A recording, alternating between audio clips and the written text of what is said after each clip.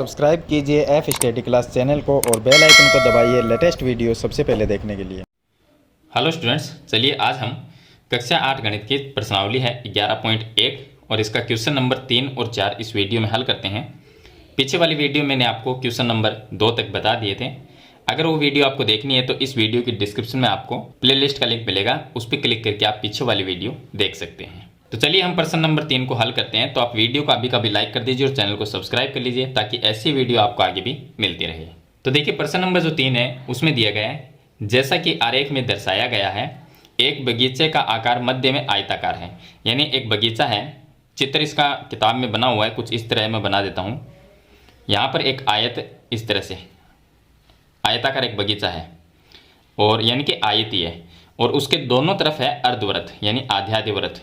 इस तरफ भी आधा वृत्त है और इधर भी आधा वृत्त है। इस तरह का एक चित्र किताब में बना हुआ है, आयताकार है और किनारों पर अर्धवृत्त के रूप में है। देखिए दोनों किनारे का मतलब यहाँ पर आधे आधे वृत्त बने हुए हैं। इस बगीचे का परिमाप, ये क्या है, एक बगीचा है, इसका हमें परिमाप ज्ञात करना है और क्षेत्रफल है वो ज्ञात करना है।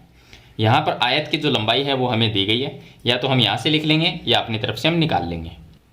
और इसमें जो दूरी दी गई है वो यहाँ से लेके और यहाँ तक कंप्लीट जो दूरी दी गई है वो हमें दी गई है 20 मीटर, और यहाँ से लेके और यहाँ तक की ये जो चौड़ाई दी गई है वो दी गई 7 मीटर।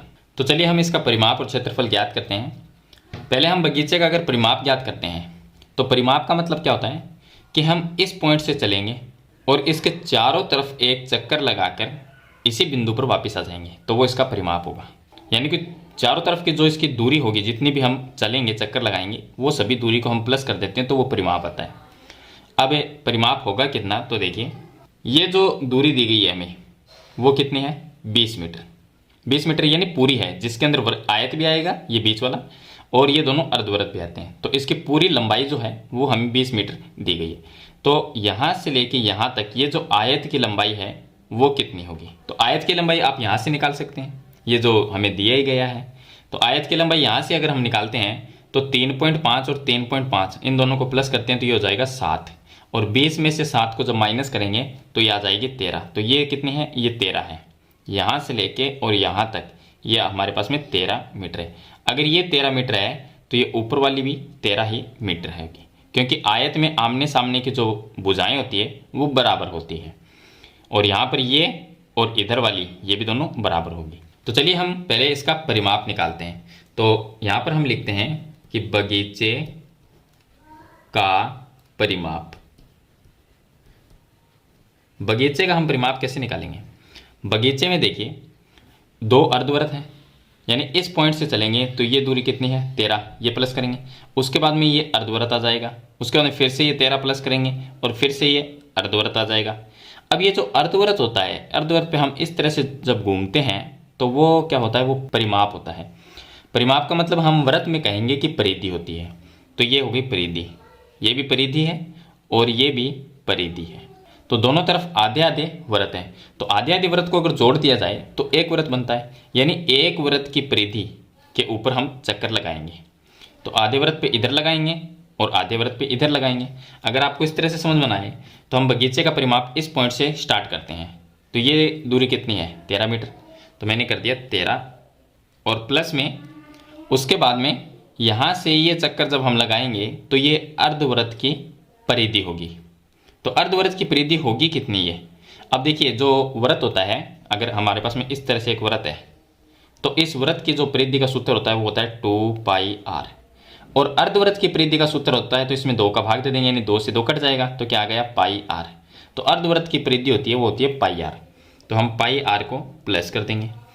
यहाँ तक आ गए, यहाँ के बाद में ये जो दूरी है वो 13 मीटर की है, तो प्लस में फिर से हम 13 लिख सकते हैं, और प्लस उसके बाद में फिर से हम ये अर्धवृत्त का चक्कर लगाएंगे तो इसकी परिधि कितनी है, इसकी परिधि πr है, तो हम πr लिख देंगे। या आप इसको शॉर्टकट में लिखना चाहो तो आप क्या लिखोगे, 13 + 13 ये हो जाएंगे, और आधा वृत्त ये और आधा वृत्त ये, तो पूरे वृत्त की जो परिधि है वो 2πr भी आप लिख सकते हैं। πr + πr कितने हुए, 2πr हुए, तो आप वैसे भी लिख सकते हैं। इसको अगर लिखना चाहें तो आप ये लिख सकते हैं कि 2πr और प्लस 13 + 13 ये लिख सकते हैं। अगर ऐसा ना लिखो तो भी ऐसा लिख सकते हो।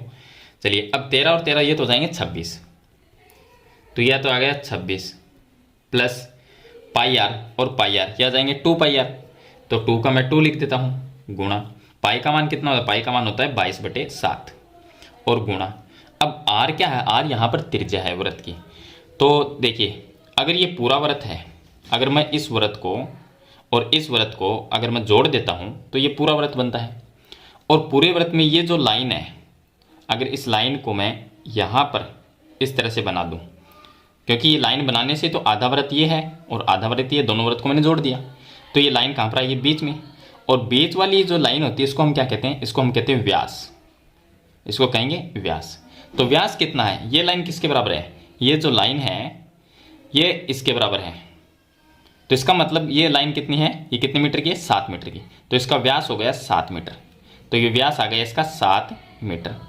अब ये जो व्यास होता है, त्रिज्या उसकी आधी होती है। त्रिज्या क्या होती है, ये केंद्र हो गया वृत्त का और यहाँ तक की ये जो इतनी सी दूरी होती है, यानी कि इसकी आधी, व्यास की आधी, तो वो त्रिज्या होती है। तो 7 का मैं आधा करता हूँ तो 3.5 आता है, तो त्रिज्या कितनी हुई, 3.5 हुई।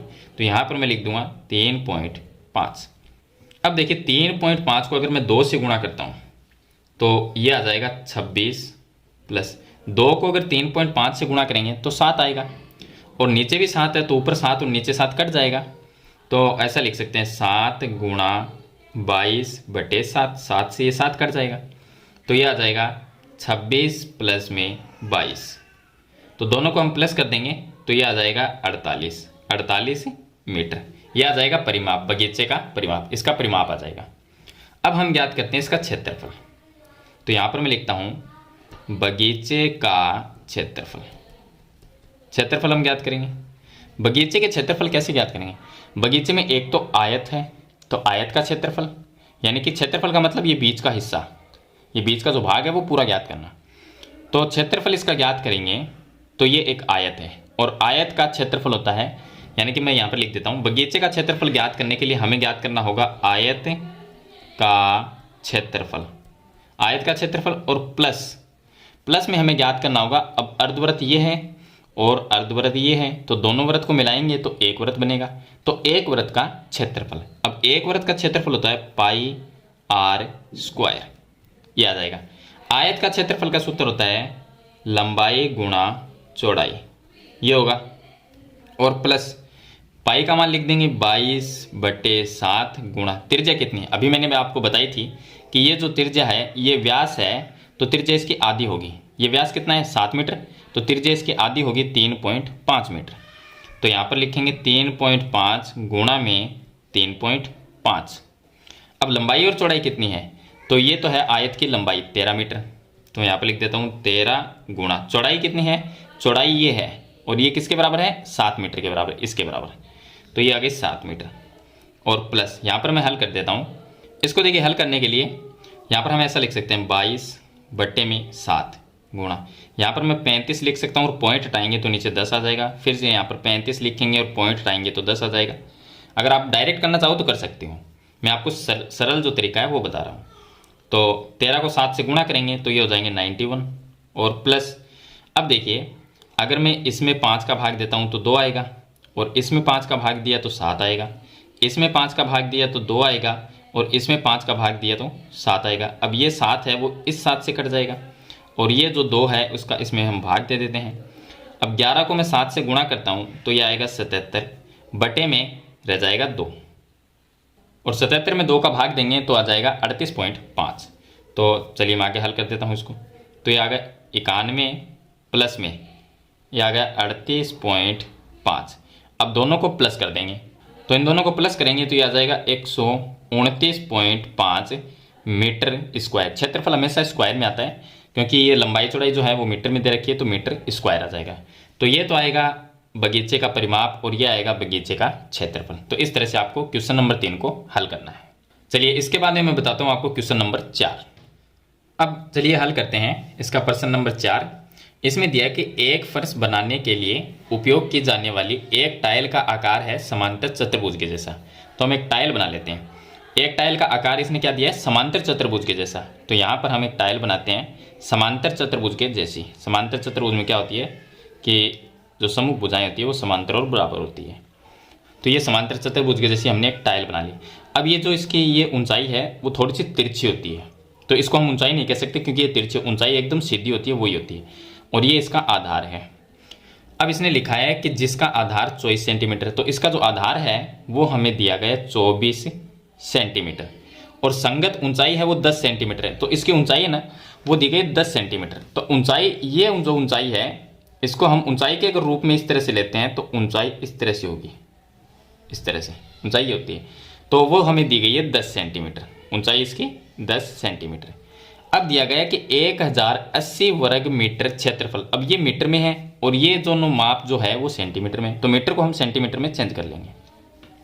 तो 1080 वर्ग मीटर क्षेत्रफल के फर्श को ढकने के लिए ऐसे कितने टाइलों की आवश्यकता है, यानी हमें टाइलों की संख्या बतानी है। तो हमारे पास में ये एक फर्श मान लेते हैं कि ये एक बड़ा सा फर्श है, इसके अंदर ऐसी टाइलें लगेगी। अब ऐसी टाइलें कितनी लगेगी वो हमें ज्ञात करनी है। मान लीजिए एक टाइल यहाँ पर आएगी, उसके बाद में एक टाइल आगे आएगी, फिर एक टाइल आएगी, फिर एक टाइल आएगी, इस तरह से कितनी टाइलें इसके अंदर लगेगी वो हमें ज्ञात करनी है। और ये जो पूरा फर्श है, इस पूरे फर्श का क्षेत्रफल हमें 1080 मीटर स्क्वायर दिया गया है। तो हम क्या करेंगे कि पूरे फर्श का जो क्षेत्रफल है 1080, उसमें एक टाइल के क्षेत्रफल का भाग दे देंगे तो टाइलों की संख्या आ जाएगी। तो सबसे पहले हम निकालते हैं कि फर्श का क्षेत्रफल, फर्श का जो क्षेत्रफल है वो तो हमें दिया ही गया है 1080 मीटर स्क्वायर, यानी वर्ग मीटर दिया गया है तो मीटर स्क्वायर होता है इसका मतलब। अब हम क्या करेंगे, इसको सेंटीमीटर में चेंज कर लेंगे क्योंकि ये जो मान है एक टाइल का जो हमें माप दिया गया है वो सेंटीमीटर में, तो इसको मैं सेंटीमीटर में अगर चेंज करता हूँ तो मैं इसको 100 × 100 से गुणा करना पड़ेगा। वैसे तो हम 100 से गुणा करते हैं लेकिन ये क्षेत्रफल स्क्वायर में होता है तो 100 × 100 से गुणा करेंगे। तो इसको मैं गुणा कर देता हूँ, 1080 को गुणा कर देंगे 100 × 100 से, तो ये आ गया अब सेंटीमीटर में। तो इस तरह से ही रख लेते हैं।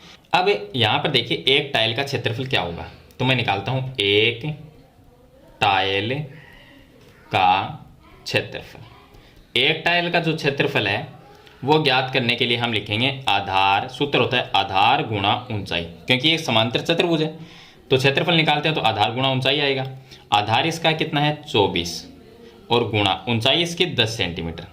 तो 24 को मैं 10 से गुणा करता हूँ 240 सेंटीमीटर स्क्वायर आ जाएगा। ये क्षेत्रफल आ गया, यहाँ पर भी स्क्वायर है क्योंकि ये भी क्षेत्रफल ही है, और यहाँ पर 240 सेंटीमीटर स्क्वायर, ये आ गया एक टाइल का क्षेत्रफल और ये है पूरे फर्श का क्षेत्रफल। तो हम ज्ञात करेंगे टाइलों की संख्या। तो यहाँ पर मैं लिखता हूँ टाइलों की संख्या। टाइलों की संख्या हम कैसे ज्ञात करेंगे, जो इस फर्श का क्षेत्रफल है पूरा कितना है ये है, तो इसको मैं लिख दूंगा 1080 गुणा 100 × 100 और बट्टे में एक टाइल का क्षेत्रफल। एक टाइल का क्षेत्रफल है 240, ये आ गया 240। अब 0 से 0 कट जाएगा और 24 का अगर मैं भाग देता हूँ 108 में तो ये जाएगा 4.5 बार, 4.5 और गुणा में रह गया 100, फिर इंटू में रह गया 100। सरल तरीका बता देता हूँ मैं आपको हल करने का। पॉइंट हटाएंगे तो नीचे बट्टे में 10 आ जाएगा, तो 45 रह जाएगा और बट्टे में इसके 10 आ जाएगा, फिर ये गुणा में आ जाएगा 100, फिर आ जाएगा 100। अब एक 0 से 0 कट गया यानी 10 का भाग चला गया, तो 100 में अगर 10 का भाग देंगे तो 10 ही आएगा। अब 100 को मैं 10 से गुणा करता हूँ 1000 होंगे, 1000 को मैं 45 से गुणा करता हूँ तो 45,000 होंगे, तो ये आ गया 45,000। 45,000 क्या है, टाइलों की संख्या, यानी इतनी टाइलें हैं वो इस फर्श के अंदर हमें लगानी पड़ेगी इस फर्श को ढकने के लिए। तो इसने यही पूछा था प्रश्न में कि इस फर्श को ढकने के लिए ऐसे कितनी टाइलों की आवश्यकता होगी, तो हम लिखेंगे 45,000 टाइलों की आवश्यकता होगी। तो इस तरह से आपको ये प्रश्न नंबर 3 और प्रश्न नंबर 4 को हल करना है। अगर फिर भी आपका कोई सवाल या सुझाव है तो मुझे कमेंट बॉक्स में जरूर लिखना, और वीडियो अच्छी लगे तो उसे लाइक और शेयर जरूर कर देना। चैनल पर आप नए हैं तो सब्सक्राइब करना। हम मिलते हैं नेक्स्ट वीडियो में, तब तक के लिए थैंक यू।